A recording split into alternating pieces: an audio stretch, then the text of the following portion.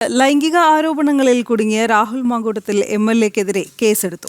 പുറത്തുവന്ന ശബ്ദരേഖകളുടെ അടിസ്ഥാനത്തിലാണ് case. ക്രൈംബ്രാഞ്ചാണ് case register ചെയ്തത്. ഗർഭചിത്രത്തിന് നിർബന്ധിച്ചത് അടക്കം ഗുരുതരമായ ആരോപണങ്ങൾ ഉയർന്നിട്ടും രാഹുലിനെതിരെ കേസെടുക്കാത്തത് വിവാദമായിരുന്നു. ഫസ്റ്റ് ഓൺ ജനം. ത്തിനെതിരെ ക്രൈംബ്രാഞ്ച് ആസ്ഥാനത്ത് കേസ് രജിസ്റ്റർ ചെയ്തത്. ഇരകൾ പരാതി നൽകിയിട്ടില്ലെങ്കിലും ഇത്തരം സാഹചര്യങ്ങളിൽ കേസ് രജിസ്റ്റർ ചെയ്ത് അന്വേഷണം നടത്താമെന്ന് പോലീസിന് നിയമോപദേശം ലഭിച്ചിരുന്നു. രാഹുലിനെതിരെ നിർബന്ധിത ഗർഭചിത്രം ഉൾപ്പെടെ ഗുരുതര പരാമർശങ്ങളടങ്ങിയ ഫോൺ സംഭാഷണങ്ങളും ചാറ്റുകളുമൊക്കെ പുറത്തു വന്നപ്പോഴും ആദ്യം പോലീസ് കേസെടുക്കാൻ തയ്യാറായിരുന്നില്ല. കൊച്ചി സെൻട്രൽ പോലീസ് സ്റ്റേഷനിൽ അഭിഭാഷകൻ പരാതി നൽകിയപ്പോഴും തൽക്കാലം കേസ് വേണ്ടെന്നായിരുന്നു പോലീസ് നിലപാട്.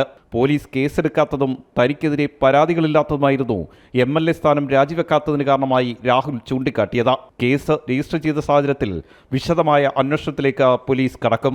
പുറത്തുവന്ന ശബ്ദരേഖയുടെ ആധികാരികത പോലീസ് പരിശോധിക്കും. ഇതിനായി ഫോറൻസിക് പരിശോധന നടത്താനാണ് തീരുമാനം.